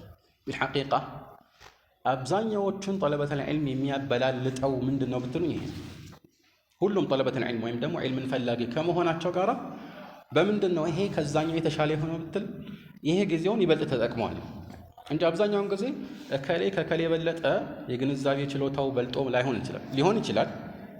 እኔ ግን አብዛኛውን ጊዜ ስለሚከሰተው ተጨባጭ ነው የማወራው። ጊዜውን መጠቀሙ ብቻ ነው። ስለዚህ ጣሊበል ዒልም ሌሎች ዋና ዋና ነገሮችን ተግባራዊ ካደረገና እነሱን ካወቀ በኋላ የሚመከረው መሰረታዊ ምክር ይህ ነው። ያኔ ብዙ ጊዜ ለምሳሌ እድል ያገኘ ሰው ጃሚዓ ገብቻለሁ ወይ የሆነ ቦታ የምማርበት እድል ተሰጥቶኛል፣ ስኮላርሺፕ አገኘሁ፣ ሸሪዓዊ እውቀትን ለመቅሰም ወደዚያ ልጓዝ ነው፣ ምን ትመክረኛለህ ከተባልኩ እኔ መጀመሪያ የሚመክረው ነገር ያው ሌሎቹ ነገሮች እንዳሉ ሆነው ጊዜን በአግባቡ መጠቀም ነው። ለምን ሰዎች ይዘናጋሉ። እንደዚህ ትርፍ ጊዜ አታገኙም። ወደፊት ብዙ ኃላፊነቶች ይመጡባል። አሁን ሙሉ ለሙሉ ጊዜን በዚህ ጊዜ ማሳለፍ የምትችልበት የእድሜ ደረጃ ላይ ልትሆን ይችላል። ግልጽ ነው። እና ካለፈ በኋላ ግን ይቆጨናል። ሁላችን ስንትና ስንት ወቅትን ለምን በዚህ መልኩ አላሳለፍንም? ለምን ያንን ኪታብ ያን ያልሐፈዝንም? ለምን ያንን መጽሐፍ ከሌ ጋር አልቀዳንም? ይቆጫል። መመለስ አይቻልም። ናም እንደምንም ለማካካስ መሞከር ይቻላል። ግን ያ ደግሞ ጊዜህን በሌላ ነገር መጠቀም ስትችል በፊት መፈጸም የሚገባህን ነገር አሁን በማሟላት ተጠምደህበታል ማለት ነው። ግን ይሁን ግድ የለም ተስፋ ይቆረጥ ለማለት አይደለም። ግን ትልቁ ምክር በተለይ እድሜው ለጋ ለሆነ ወጣት ለሆነ ሰው ጊዜን በአግባቡ መጠቀም ዋናው ቁም ነገር እሱ ነው። ያኔ አላህ እርዳታ ከታከለበት ኢኽላሱ ካለ ኢላ አኺሪህ እነዚህ ያሳለፍናቸው ነገሮች ሁሉ ካለ ከዛ በኋላ ተጽዕኖ አሳዳሪው ይህ ነገር መሆኑ መረሳት የለበትም ማለት ነው። ቃል ኢብኑል ጀውዚ ፊ ሰይድ ኻጢሪሂ ኢብኑል ጀውዚ ሰይዱል ኻጢር የሚባል ያው የታወቀ መጽሐፍ አላቸው። በዚህ መጽሐፍ ላይ አንድ ርዕስ አይደለም ያስቀመጡት። በየሆነ ጊዜ እንዲሁ ጥቅም አለ ብሎ የሚያስቡትን ጭብጥ ወይም ያጋጠማቸውን አጋጣሚ ሊሆን ይችላል፣ ወይም ደግሞ የሆነ ጊዜ ሲያሰላስሉ የደረሱበትን ነገር ሊሆን ይችላል። እንደዚሁ ዝም ብሎ ያለ ተወሰነ ቅደም ተከተል የሚያሰፍሩበት አንድ መጽሐፍ ነው። ጠቃሚ መጽሐፍ ነው። በእንዲህ አይነት ርዕሶች ላይ አንዳንድ ለህይወት ሂደት የሚጠቅሙ ተጨባጭ ምክሮችን ልናገኝበት እንችላለን። የቁል የንበጊ ሊልኢንሳን ኢብኑል ጀውዚ ንግግር ነው። አንዳንድ ሰው ኢብኑል ቀይምና ኢብኑል ጀውዚን ይቀላቅላል ይመስለኛል። ያኔ ጠለበተል ዒልም ሳይሆኑ ትንሽ ራቅ ያለ ሰው ማለት ነው። ኢብኑል ጀውዚ በፊት የነበሩ ናቸው። ያ ማለት 597ኛው ዓመተ ሂጅራ ላይ ነው የሞቱት። አቡል ፈረጅ አብዱራህማን ኢብኑል ጀውዚ ማለት 597። ኢብኑል ቀይም መቼ ነው የሞቱት? 700 ማን ያውቃል? 751 ጠይብ ብዙ ዘመን ልዩነት አለ ማለት ነው። ግን መጨረሻ ስማቸው ላይ ምን አለ? ምንድን ነው የሚባለው? የኢብኑል ቀይም አልጀውዚያ ካላችሁን ተሳስታችኋል። ለምንድን ነው የተሳሳታችሁት? እሳቸው እዚህ ላይ አልጀውዚያ የሚለው መጨረሻ ስማቸው ላይ የገባው ከምን አንጻር ነው? አባታቸው አልጀውዚያ ያኒ አልመድረሰተ አልጀውዚያ የተባለችዋ መድረሳ የበላይ ኃላፊ ነበሩ፣ ቀይም ነበሩ። ገባችሁ? የኢብኑ ቀይም አባት ማለት ነው። የዚህ መድረሳ ዋናው ደግሞ ጠንሳሽ ራሱ ኢብኑ አልጀውዚ ነው ይባላል። አልሙሂም የኢብኑ ቀይም አባት የዚህኛው መድረሳ እንደ አስተዳደር ነበሩ ማለት ነው። ስለዚህ እሳቸው ምንድን ናቸው? ሙዳፍ መሆን አለበት የለበትም? ቀይሙል ጀውዚየቲ ነው መሆን ያለበት ማለት ነው። ወጣችሁ አይደለም? ሙዳፍ እና ሙዳፍ ኢለይሂ አስሉ በመሰረቱ ሙዳፍ የሆነው አል ይገባበታል አይገባበትም? አይገባም አይደል? ስለዚህ ኢብኑል ቀይሚል ጀውዚያ ካልክ ስህተት ነው አይደለም? ስህተት ነው። ምንድነው ማለት አለብህ? ከሁለት አንድ አማራጭ፣ ወይ ኢብኑል ቀይም በልና ዝም በል፣ ወይ ኢብኑ ቀይሚል ጀውዚያ አል ሳታስገባ ኢብኑ ቀይሚል ጀውዚያ። ግልጽ ነው አይደለም? አሁን ይህን በዚህ ርዕስ ላይ ምን አመጣው ካላችሁኝ፣ አንዳንድ ጊዜ ፋኢዳን የማይጠበቅ ቦታ ላይ ማስገባት ትኩረት እንዲሰጠው ስለሚያደርግ ነው። طيب ከርዕሳችን የወጣ ነው ለዚህ ነው ማለት ነው። አልሙሂም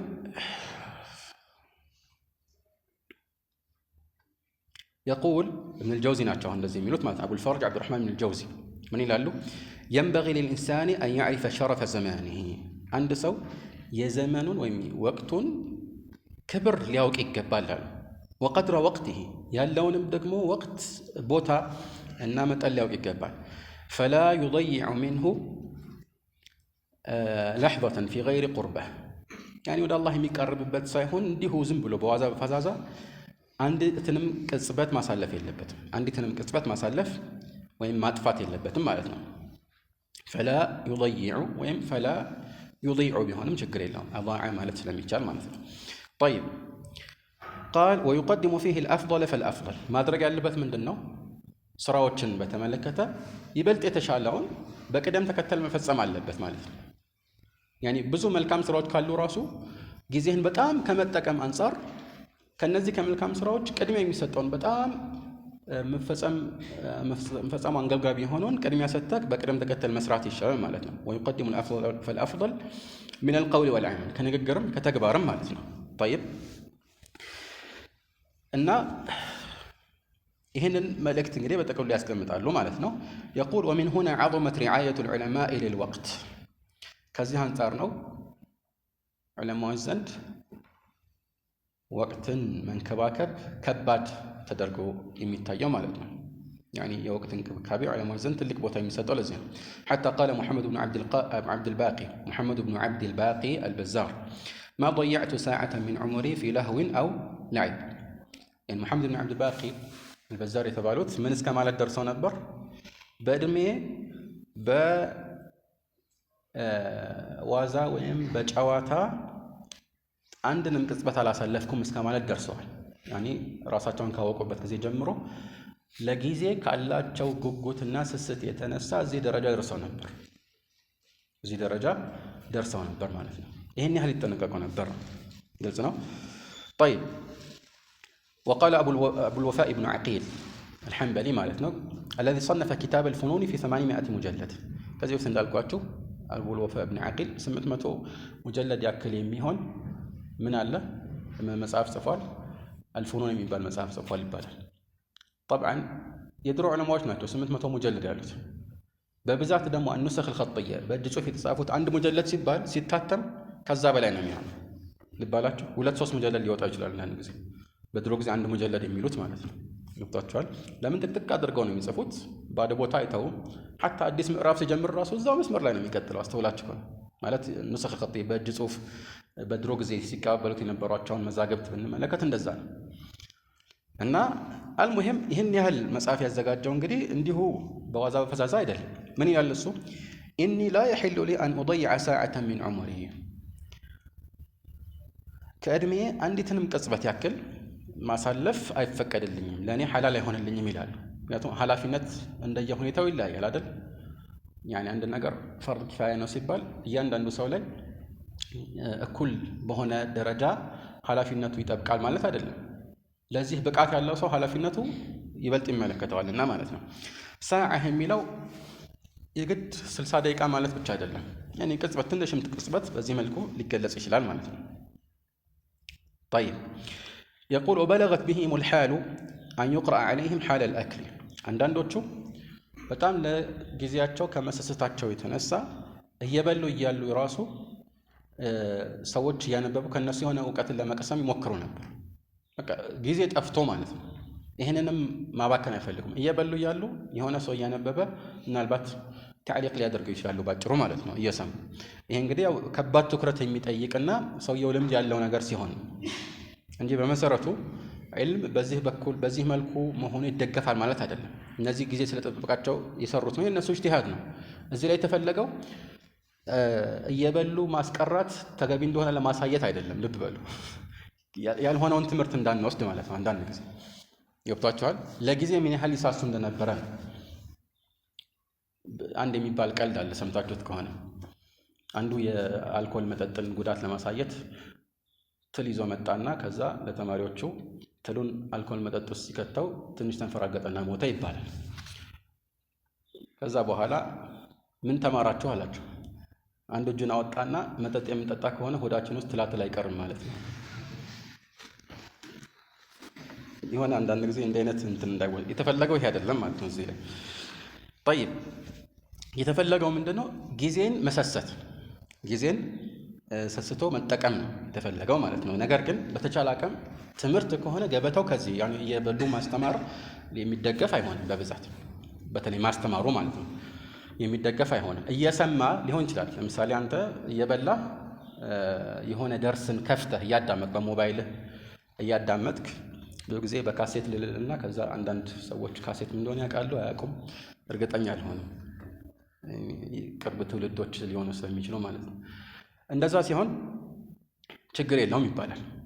ነገር ግን እንደዚህ እያስተማረ አንድ ሰው እየበላ እያስተማረ መሆኑ ضرورة ካልሆነ በስተቀር ላይደገፍ ይችላል።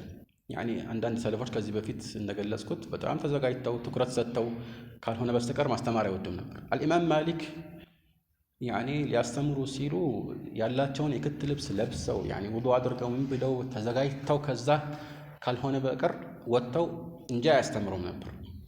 ግልጽ ነው። እንዲሁ በየመንገዱ በየምናኑ የሚጠየቅ ጥያቄዎችን በብዛት አያስተናግድም ነበር። طيب يقول وبلغت بهم الحال أن يقرأ عليهم حال الأكل بل كان يقرأ عليهم وهم في دار الخلاء عندهم መጸዳጃ ቤት ሆኖ ራሱ يقرأ عليهم ያኒ ይቀራላቸው ነበር። ግን እዚህ ላይ يقرأ عليهم ማለት ለመማር አይደለም፣ እነሱ እዛ ውስጥ ሆኖ ስለማይወሩ ማለት ነው። እንዲሁ ለራሳቸው ለመጠቀም ለማዳመጥ ይሄን ያደርጉ የነበሩት መጅዱዲን ኢብኑ ተይሚያ ናቸው። ያኒ አቡል በረካት አብዱሰላም ኢብኑ ተይሚያ ማለት ነው። የሼኹል ኢስላም ተይሚያ አያት ማለት ነው። በዒልም በጣም የታወቁ ትልቅ ሼኽ ናቸው ወይም ኢማም ናቸው። ጊዜያቸውን ከመጠቀማቸው አንፃር ነውና ምንድነው የሚያደርጉት? የሆነን ሰው እኔ መጸዳጃ ቤት ስኖር አንተ ጮክ ብለህ አንብብ ይሉታል። ስለዚህ መጸዳጃ ቤት ሆነው ማዳመጥ ብቻ ነው። በዚያ ጊዜ የሆነ የሚያውቁትን ነገር ሊሆን ይችላል፣ ብቻ ያው እንደ ሙራጃዓ ሊሆንላቸው ይችላል። አልሙሂም ጊዜያቸው ዝም ብሎ በከንቱ እንዲያልፍ ስለማይፈልጉ ነው እንደሚያደርጉት ማለት ነው። ይሄ ችግር የለውም። ግን የሚያነበው ሰው ድምፁ ከየት ነው የሚመጣው? ልብ በሉ፣ ከውጭ ነው፣ ከውስጥ አይደለም።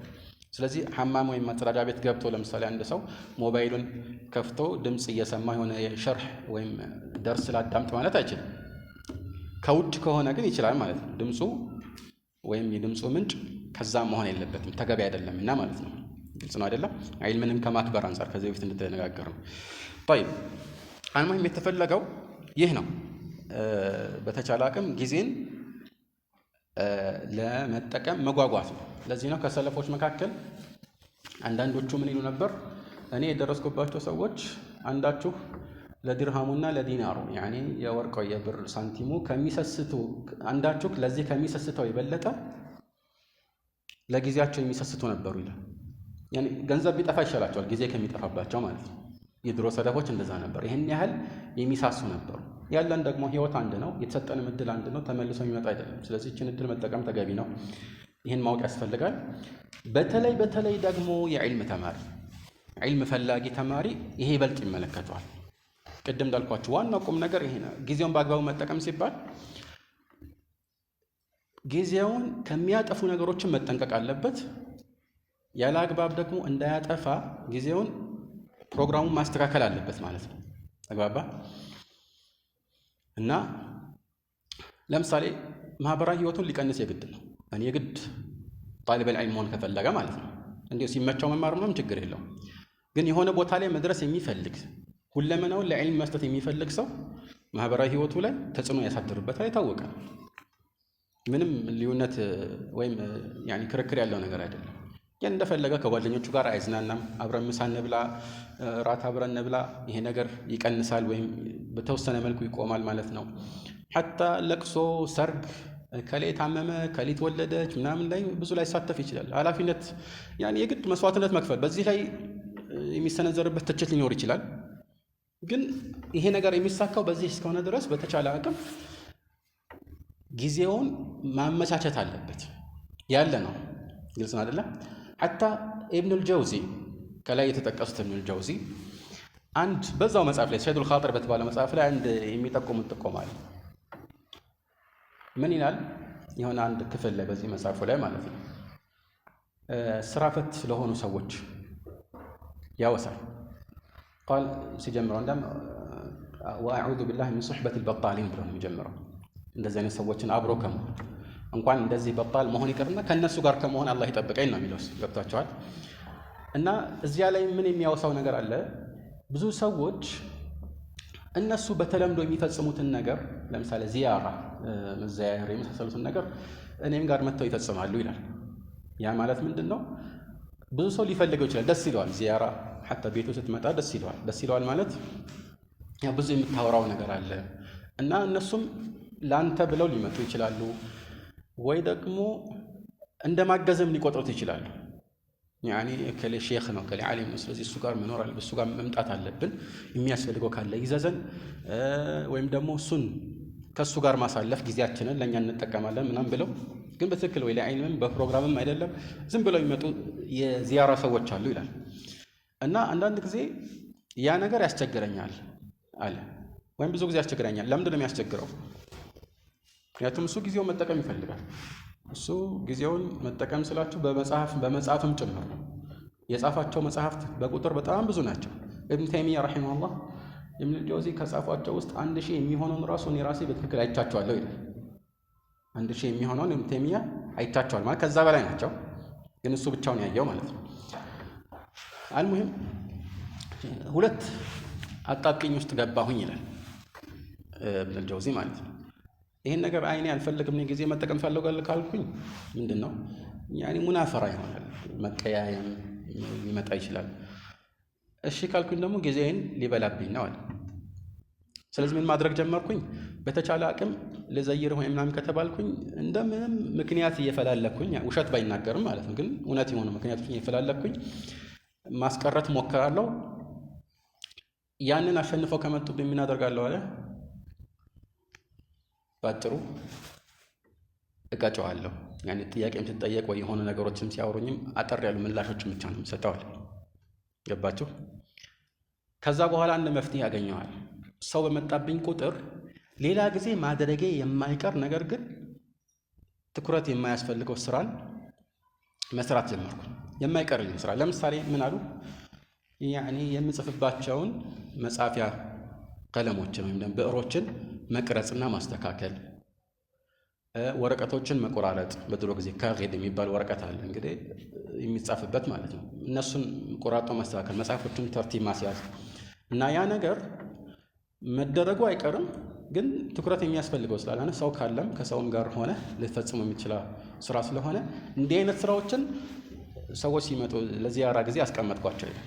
ሰው ሲመጣ ነው ይሄን የሚያደርገው ማለት ነው። አልሙም ይሄ ያ እንግዲህ የእሱ ኢጅቲሃድ ነው። ምን ኪታብ ላይ ያለ ሰይዱል ኻጢር ላይ ብትፈልጉ ታገኙታላችሁ።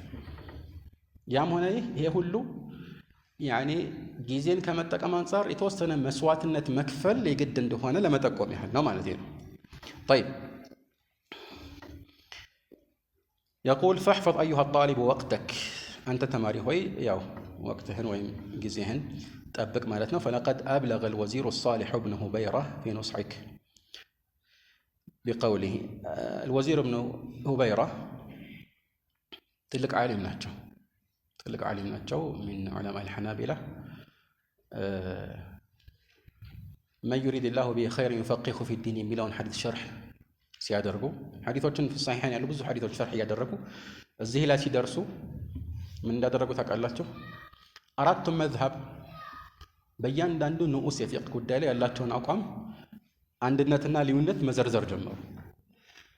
ያ ኪታብ ለብቻ አሁን ታትመዋል። አልሙሂም ትልቅ ዓሊም ናቸው ማለት ነው። ያም ወዚር ከመሆናቸው ጋር ሚኒስቴር ናቸው። ምን አሉ እሳቸው? ወልወቅቱ አንፈሱ ማ ዑኒተ ቢሕፍظህ ወአራሁ አስሀለ ማ ዐለይከ የضይዑ።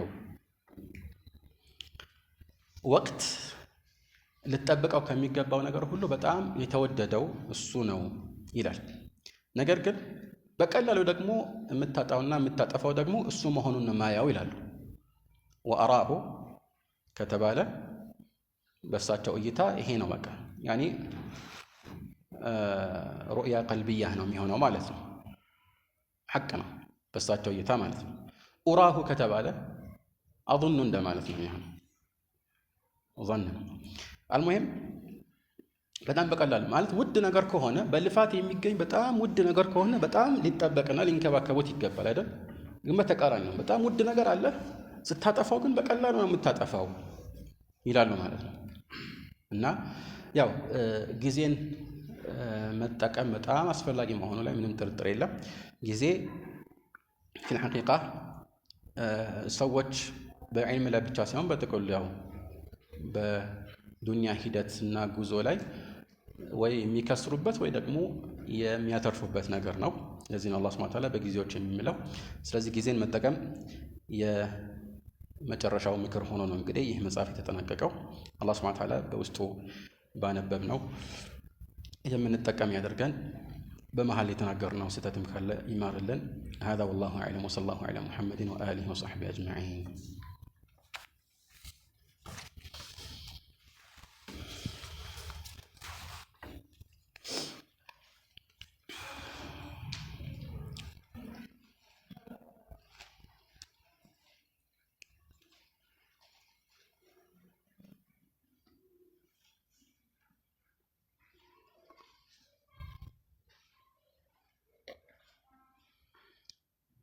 طيب ከርዕሳችን የወጣ ነው።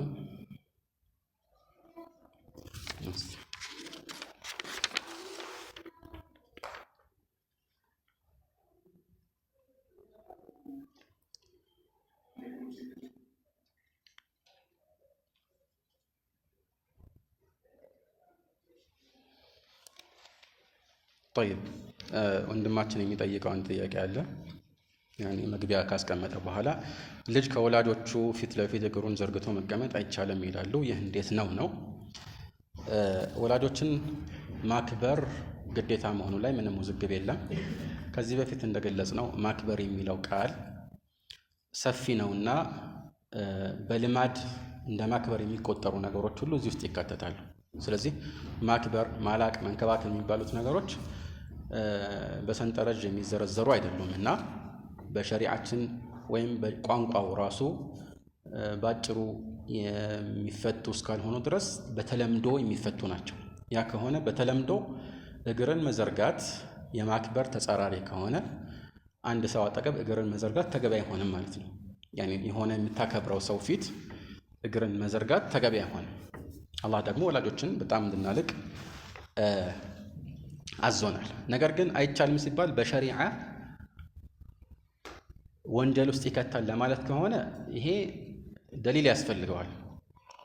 ግልጽ ነው አይደለም? ኻስ የሆነ ደሊል ራሱ ባይሆን ከዚህ ጋር የሚቀራረብ ይሄን ሊያሳይ የሚችል የሆነ ደሊል ያስፈልገዋል። ግን በጥቅሉ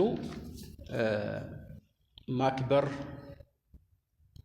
ከዚህ ጋር እንደማይገናኝ ወይ ይሄንን መልእክት እንደማይጻረር ታስቦ አንድ ሰው የተለመደ ነገር ስለሆነ ወይም በባህላቸው ችግር ስለሌለው አንድ ሰው ወላጆቹ አጠገብ እግሩን ቢዘረጋ ወንጀል ሰራህ ማለት አይቻልም። የተሻለው ግን እግሩን መሰብሰብ ነው። ያኔ አቀማመጡ በጥቅሉ እነሱን የሚያከብር መሆኑን የሚያሳይ መሆኑ የተሻለ ነው እና ማለት ነው። የቁል ቁርአን በምንቀራበት ጊዜ ስጁድ የሚያስወርዱ አያቶች ጋር ስንደርስ ቦታው ሳይመቸም ቢቀር መስገጃ ቦታ ላይ ማስቀመጡ እንዴት ይታያል? አንዳንድ ንሞች ደግሞ ቁርአኑን በብታቸው ስር በመክተት ስጁድ ሲወርዱ ይታያል። ይህ እንዴት ይታያል ነው። ሱጁድ ቲላዋ ለመውረድ ብሎ በእጃችን ያለውን ቁርአን ንጹህ ቦታ እስከሆነ ድረስ ፊት ለፊታችን ማስቀመጡን በተመለከተ አንዳንድ ዑለማዎች ይህንን ይገስጻሉ። ያው መነሻቸው ምን እንደሆነ ከዚህ በፊት አውቀናል።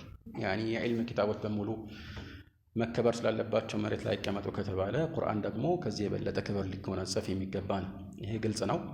ነገር ግን ይሄ ቁርአንን ክብሩን ዝቅ ማድረግ ወይ ደረጃውን መንካት እንደሆነ የማይታሰብበት ሁኔታ ከሆነ ለምሳሌ የሚያስቀምጠው ፊት ለፊቱ እንጂ እግሩ አካባቢ ካልሆነ ለዚህ አጋጣሚ ለዚህ ትንሽ ቅጽበት ሲባል ይቅርታ የሚደረግለትና የሚታለፍ እንደሆነ ይሰማኛል። ወላሁ አዕለም።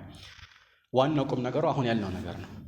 ያኔ ይሄ የአላህ ንግግር ያለበት ስለሆነ ይህንን የአላህን ንግግር ማላቅ ተገቢ ነው እና ያ ከሆነ ደግሞ መልእክቱ ነው የሚፈለገው። ይሄ ከቦታ ቦታ አንዳንድ ጊዜ ከባህል ሊለያይ ይችላል እና በዛ መልኩ ሊታይ ይገባል። ምናልባት እንዲያውም ብብት ስር ከማስቀመጥ እዛው ፊት ለፊቱ ማስቀመጥ የተሻለ ሊሆን ይችላል። ምክንያቱም ብብት ስር ማስቀመጥ ሲባል አንደኛ ቁርአኑን የማይሆን ቦታ አስገብቶ መያዝ ነው፣ ወሽቆ መያዝ ማለት ነው። ሁለተኛ ደግሞ ሱጁድም ሲያደርግ ትክክለኛ የሆነ የተስተካከለ ሱጁድ ማድረግ አይመቸውም። ግልጽ ነው። ግን ከተቻለ ያኒ ፊት ለፊት የሆነ ነገር ካለ ወይ ሰው ካለ ያዘልኝ ቢለው ወይ ደግሞ የሚያስቀምጥበት ከፍ ያለ ነገር ካለ እዛ ቦታ ላይ ከፍ ያለ ቦታ ላይ አስቀምጦ ተመልሶ ሱጁድ ቢያደርግ ከዚህ ሁሉ ለመውጣት የተሻለ አማራጭ ይሆናል ማለት ነው። هذا والله أعلم وصلى الله على محمد وآله وصحبه أجمعين.